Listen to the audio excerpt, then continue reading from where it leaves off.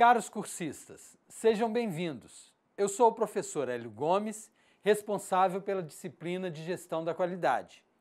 Vamos fazer uma pequena revisão dos conteúdos vistos nas aulas anteriores, com o objetivo de fixação de aprendizagem e, obviamente, consolidação do conhecimento. Na atualidade, vivemos em um mundo de economia globalizada, no mercado com maior competitividade entre as empresas. Para que estas empresas sobrevivam de forma sustentável neste ambiente competitivo, é necessário que se tenha um excelente sistema de gestão e que o mesmo faça uma visão sistêmica, ou seja, uma visão holística. Todos na organização precisam ter noção do todo, entendendo que o processo à sua frente é seu cliente interno, que deve ser importante tanto quanto o cliente externo da empresa. A gestão da qualidade busca maximizar os resultados das organizações por meio da satisfação simultânea de todas as partes interessadas, ou seja, os clientes, os empregados, os acionistas, o meio ambiente, a comunidade, sociedade e, é claro, os nossos fornecedores. Fazer qualidade é uma obrigação de qualquer empresa. A busca pela excelência é constante e no mercado competitivo isso nunca vai acabar. Para satisfazer as partes interessadas, é necessário uma estrutura organizacional voltada para o mercado, atuando de forma sistematizada e científica, com uma compreensão e segmentação do conjunto de atividades e processos da organização que agreguem valor, tomando decisões e executando ações baseadas em medição e análise do desempenho, levando-se em consideração também as informações disponíveis, um sistema de padronização bem definido para garantir a previsibilidade dos resultados esperados pelos clientes e para que se possam buscar melhorias de forma consistente, um sistema de indicadores de desempenho para avaliar os resultados e um controle da qualidade para mantê-los. Então, podemos concluir que a gestão da qualidade é o controle exercido por todas as pessoas para a satisfação de todas as pessoas. E a busca da satisfação de todas as pessoas que se relacionam com a organização. Os stakeholders, por exemplo, que são as partes interessadas, de forma simultânea. É uma estratégia de fazer negócios que objetiva maximizar a competitividade de uma empresa através da melhoria contínua da qualidade dos seus produtos, serviços, pessoas, processos e ambiente. Elementos da gestão da qualidade total. Valores. Os valores estão concentrados no foco no cliente. Comprometimento e envolvimento. Melhoria contínua. Foco em processos, educação e treinamento. Abordagem científica através de métodos como o ciclo PDCA, 5S, o CEP, o controle estatístico do processo, as normas ISO, o QFD, que é o desdobramento da função qualidade, de fato implantar um sistema de gestão da qualidade, o MASP, que é a metodologia de análise e solução de problemas, o Seis Sigma e, por fim, também as ferramentas Pareto, diagrama de causa e efeito, histograma, gráficos de controle, fluxograma, diagramas de dispersão e folha de verificação. A gestão da qualidade tem algumas dimensões que são fundamentais para atender às necessidades das pessoas e, por fim, satisfazê-las. Então vamos ver os slides, os elementos da gestão da qualidade total. Primeiro, os valores através do foco no cliente, do comprometimento e envolvimento das pessoas em todos os processos, da melhoria contínua, foco em processos através do uso de ferramentas e instrumentos para controle deste processo. E é claro que é necessário sempre educar e treinar as pessoas. Quando fazemos tudo isso, devemos utilizar uma abordagem científica. Também para utilizar os elementos da gestão da qualidade, é fundamental termos os métodos em mãos. O QFD, o que é o desdobramento da função qualidade, o método 5S, o MASP, que é a metodologia de análise e solução de problemas, o Seis Sigma, o controle estatístico do processo, as normas ISO, que nos auxiliam na organização dos processos.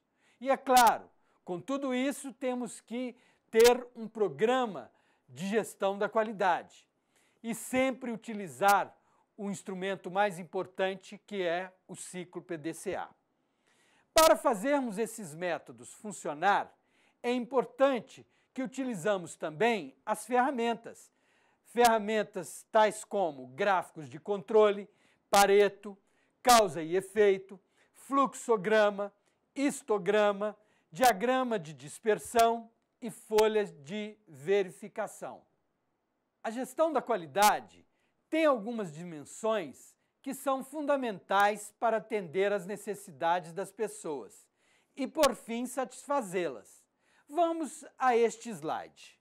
Vamos apresentar as dimensões da qualidade total. É importante entender que o objetivo é satisfazer sempre a necessidade das pessoas. A primeira dimensão é a qualidade. Esta qualidade deve estar inserida nos produtos e serviços, sempre com o objetivo de atender aos clientes e comunidade. A outra dimensão são os custos. Nos custos, nós devemos ter custo e preço sob controle, também com o objetivo de atender aos clientes, acionistas, empregados e à comunidade.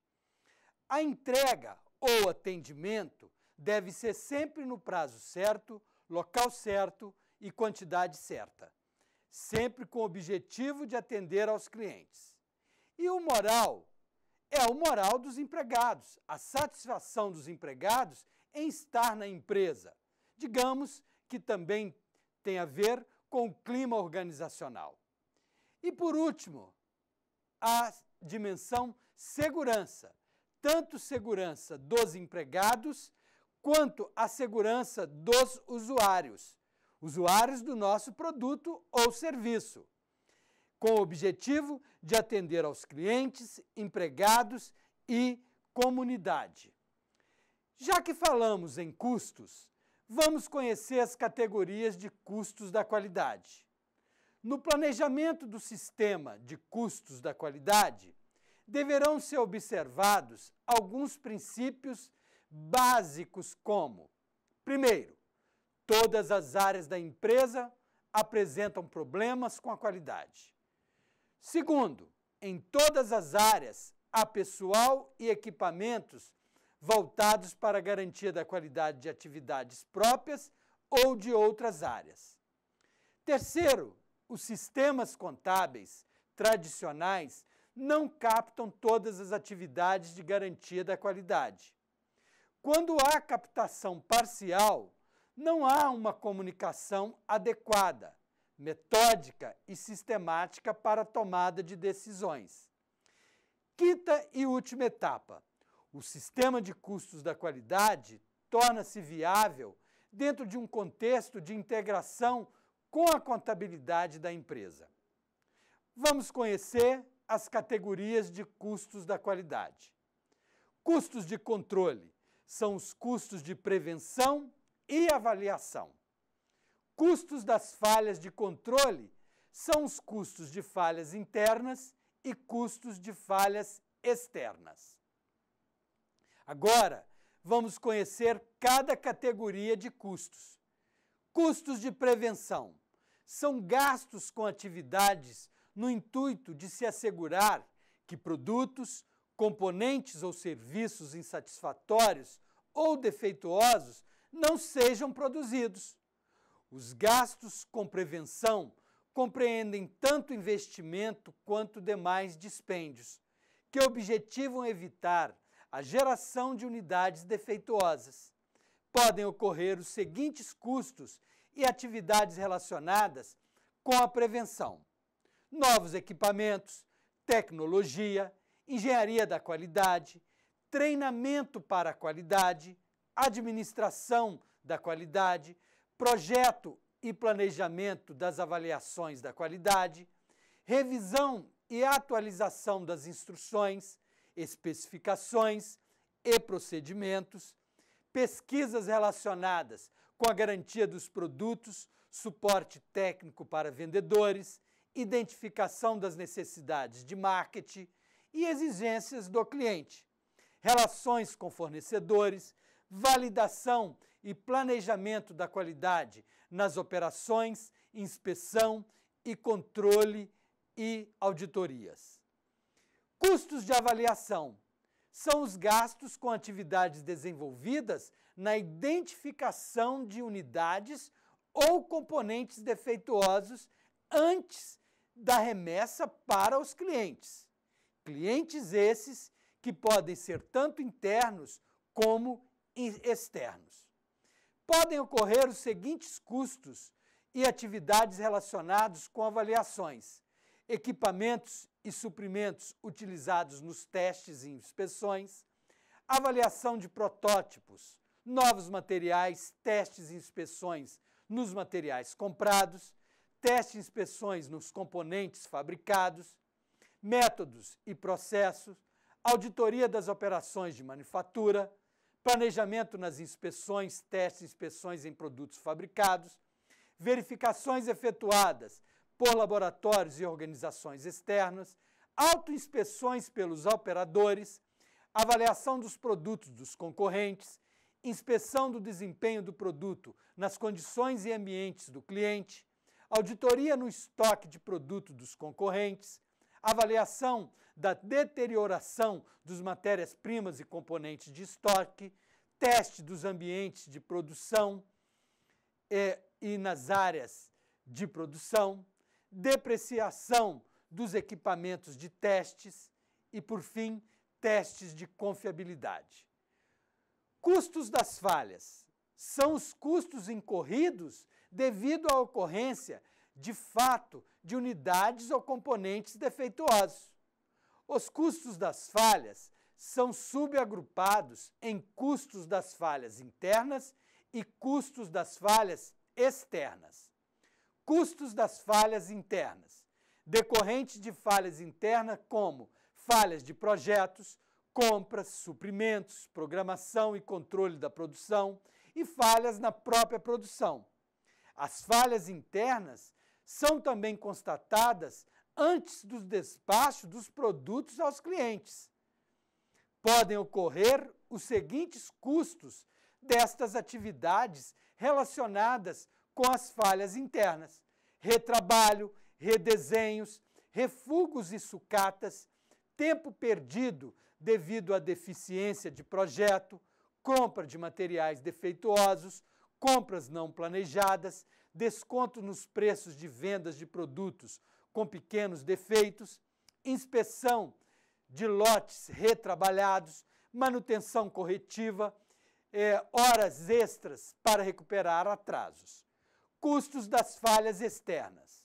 Decorrentes de falhas externas, são classificados os custos gerados por problemas ocorridos após a entrega do produto ao cliente, ou seja, os associados às devoluções, queixas e principalmente reclamações dos clientes.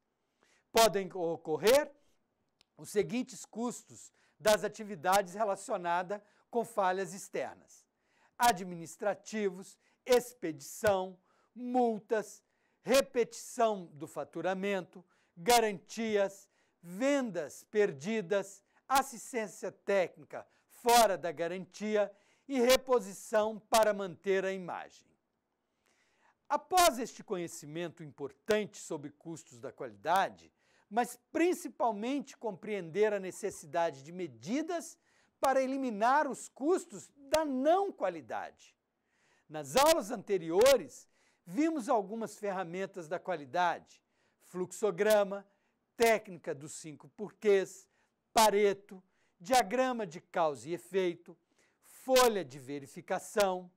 Continuaremos agora conhecendo outras ferramentas e métodos estatísticos para o controle da qualidade. Agora vamos aprender a construir um histograma. Trata-se de outra importante ferramenta utilizada no controle da qualidade. A partir do histograma, podemos visualizar mais facilmente a distribuição dos dados de uma amostra. No controle da qualidade, tentamos descobrir fatos através da coleta de dados e então tomamos a ação necessária baseada nestes dados e fatos. Dados são obtidos medindo-se as características de uma amostra. A partir dos dados, fazemos uma inferência, ou seja, inferir é deduzir ou concluir algo a partir do exame dos fatos e de raciocínio sobre a população e aplicamos as devidas ações para minimizar e ou eliminar as causas raízes dos problemas. Aqui inserimos a ferramenta da qualidade denominada histograma, que nos permite uma visualização rápida, global e objetiva dos dados. Com o auxílio do histograma, é possível visualizarmos principalmente a distribuição dos dados. Podemos interpretar um conjunto de dados oriundos do processo produtivo, um produto tangível ou um serviço. Na figura 14.1, conforme livro didático, consta este assunto. A seguir, temos um histograma com a distribuição dos valores obtidos a partir da medição do peso das amostras de determinado produto. Foram coletados ao todo 140 amostras, ou seja, obtivemos ao final da medição 140 valores de peso. Como saber em torno de quais deles se concentram a maioria dos dados? Quais foram o menor e o maior valor obtido? Para tais análises, vamos então construir um histograma. Veja no slide um exemplo de histograma. Histograma do peso do produto A. Observe que os pesos estão concentrados no centro do gráfico, ou seja, estão em uma curva que nós chamamos de curva normal. Vamos aprender a construir o histograma a partir de um exemplo prático. Na tabela 14.1 do livro didático, seguem os dados coletados a partir da medição dos diâmetros de uma peça em aço, amostras coletadas durante o processo. Vamos construir o histograma para analisar a variação de diâmetros das peças produzidas. Veja a tabela no slide a seguir. Resultados das medições dos diâmetros das amostras coletados em uma peça em aço. Lembre-se, essa tabela consta no livro didático, é a tabela 14.1. Então, vamos ver as etapas para a construção do histograma. Etapa 1. O cálculo da amplitude R do conjunto de amostras coletadas. Então, o que é amplitude R? Amplitude é a diferença entre o maior e o menor dos valores observados na tabela que acabamos de ver. Depois de definirmos o maior e o menor valor de cada linha da tabela, tomamos o maior dentre os valores máximos de cada linha e o menor dentre os valores mínimos de cada linha. A diferença entre eles é a amplitude, onde então amplitude R é igual o maior valor observado menos o menor valor observado. R é igual a 2,54, maior valor observado, menos 2,5, que é o menor valor observado. Encontramos R igual a 0,043 milímetros. Não se esqueçam da unidade. Todos os valores da tabela estão em milímetros. Vamos para a etapa 2, para a construção do histograma. Na etapa 2, é a determinação do intervalo de classe. Para construir o histograma, que na verdade se trata de um gráfico de barras, precisamos conhecer a amplitude da amostra e o intervalo de classe.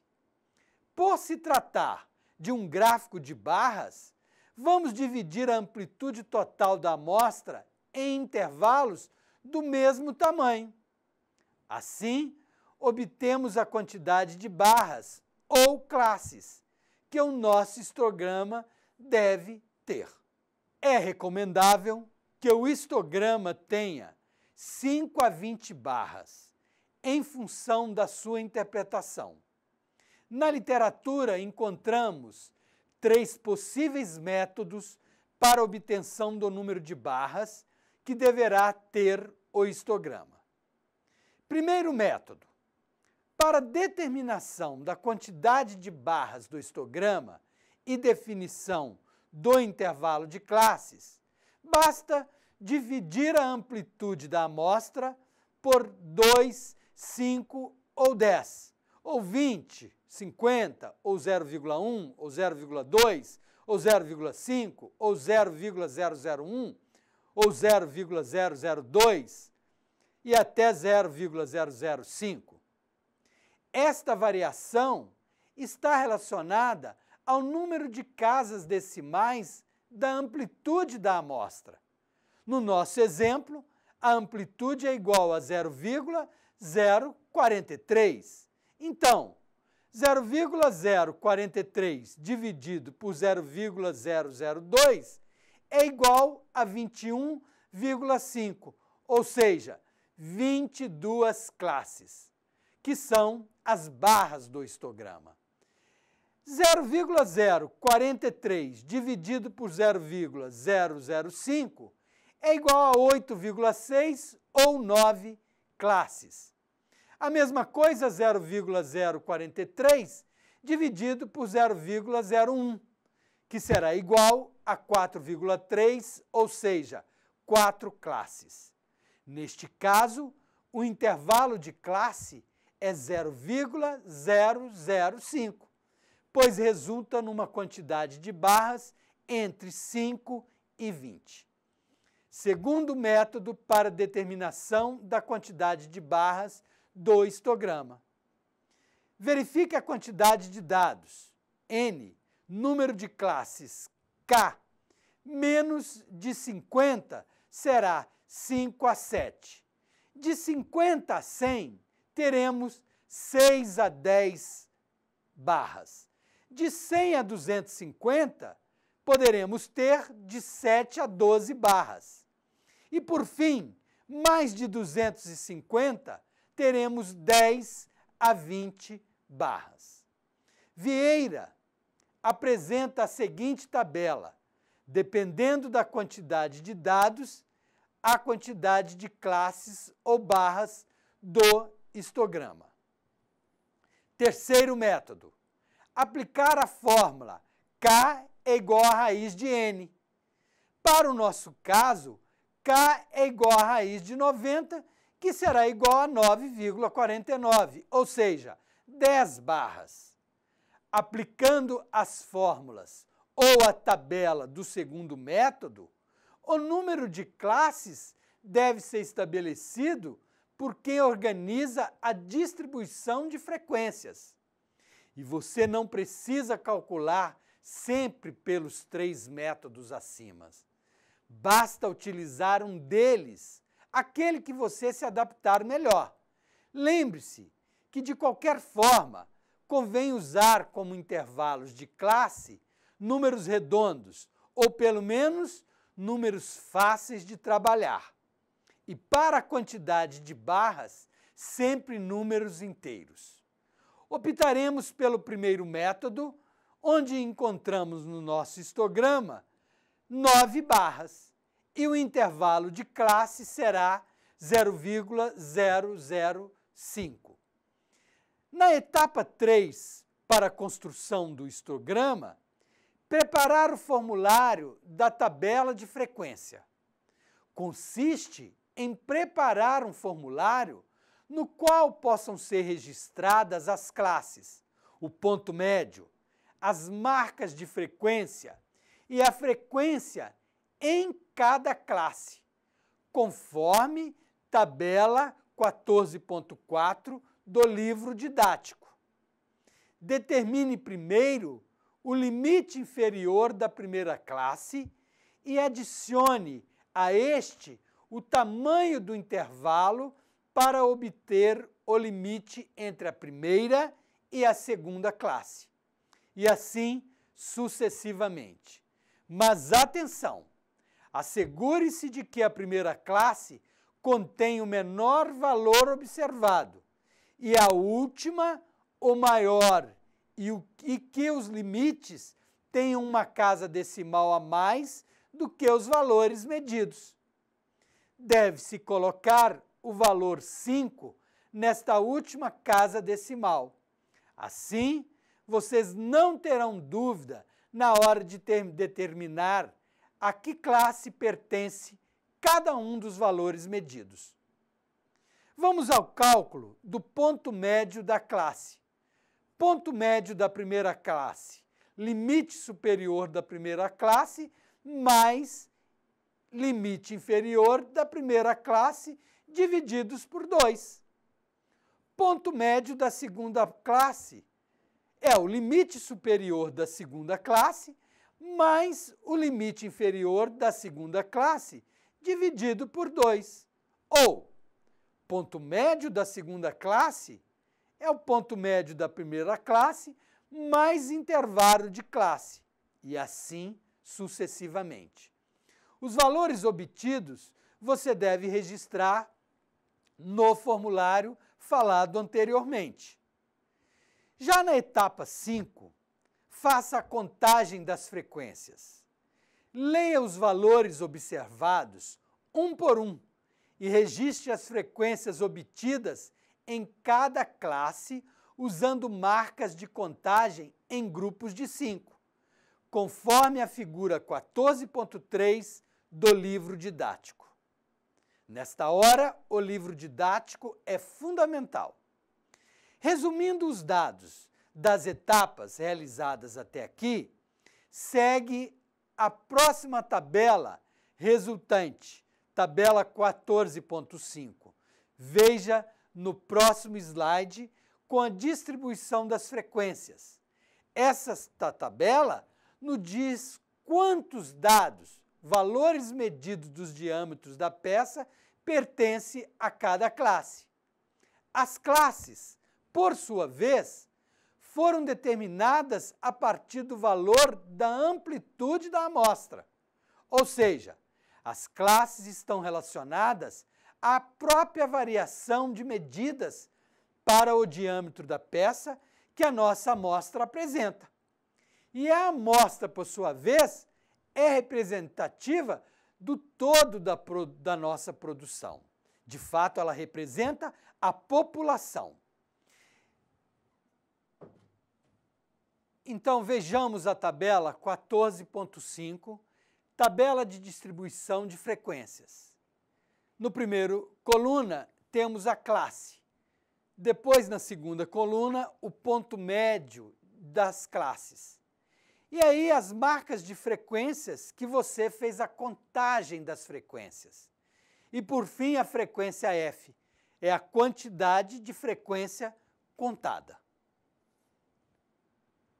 A partir da tabela de distribuição de frequências, podemos desenhar o histograma. Então vamos à construção de histogramas.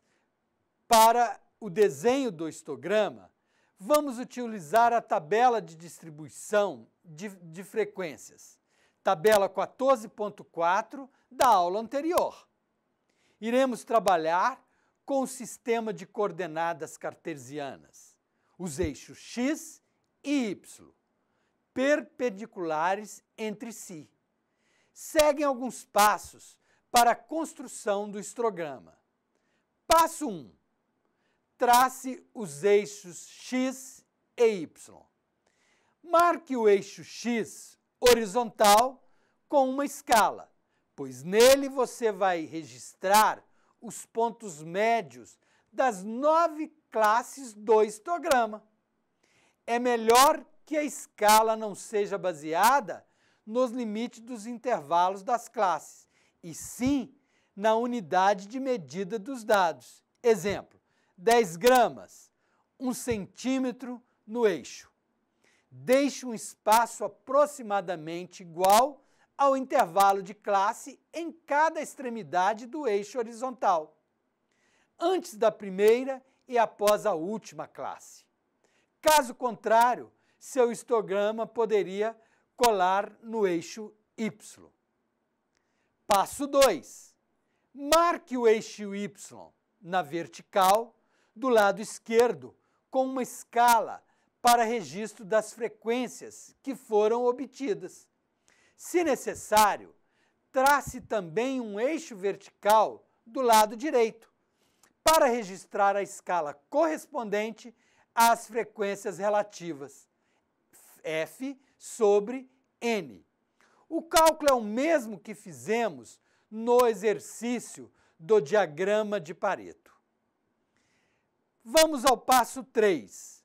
Usando o primeiro intervalo de classe como base, desenhe um retângulo cuja altura correspondente à frequência da primeira classe. Ou seja, desenhe a barra que corresponde na sua altura, a frequência registrada naquela classe. E assim, desenhe sucessivamente as demais barras do histograma. Passo 4. Numa área em branco do histograma, anote o título e, se possível, faça um breve histórico dos dados, o período da coleta, o responsável. No slide 6, temos o histograma com a distribuição dos diâmetros da peça de aço. Notem, a concentração está no centro do histograma. Esta é uma distribuição normal. No próximo slide, vamos ver os tipos de histograma e interpretação. No primeiro, nós temos o normal. O histograma é considerado desejável na avaliação dos processos industriais. A média dos dados está no centro do desenho, pois as frequências mais altas encontram-se também no centro da figura. Esta é uma distribuição normal. No slide 8, nós vimos os picos duplos, onde as barras já se concentram mais no lado esquerdo. Neste caso, podem estar misturados produtos oriundos de processos diferentes, sendo necessária uma investigação mais aprofundada. Depois desta identificação, procede-se à construção de 2 histogramas, um para cada família de dados. Nisto consiste o processo de estratificação. Neste outro, conhecemos o histograma assimétrico.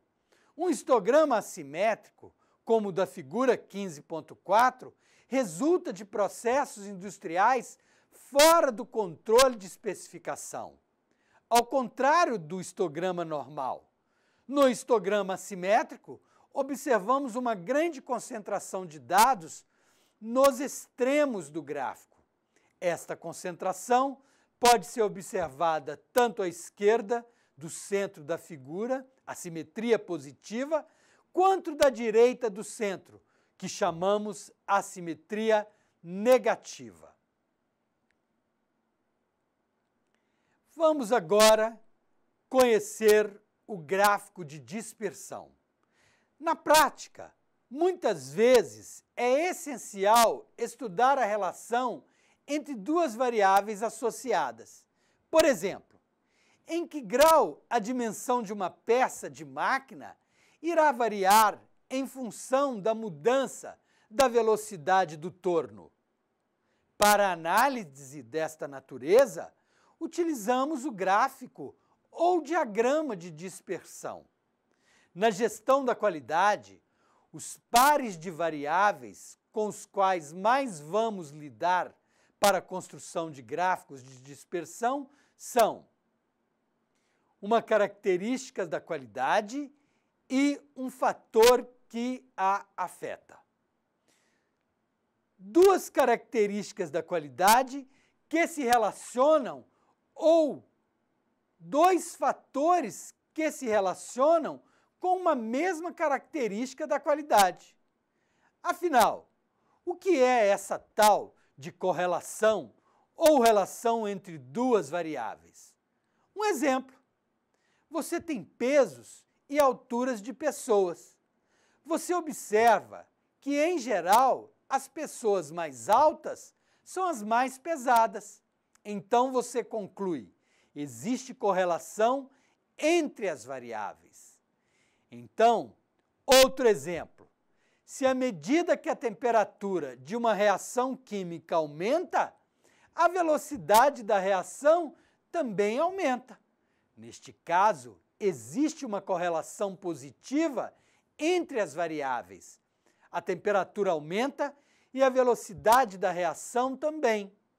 Em outra situação, se as vendas aumentam, os preços diminuem. Esta é uma correlação negativa. Crescem as vendas e decrescem os preços. Então só nos resta agora traçar o diagrama de dispersão a partir das etapas a seguir. Etapa 1.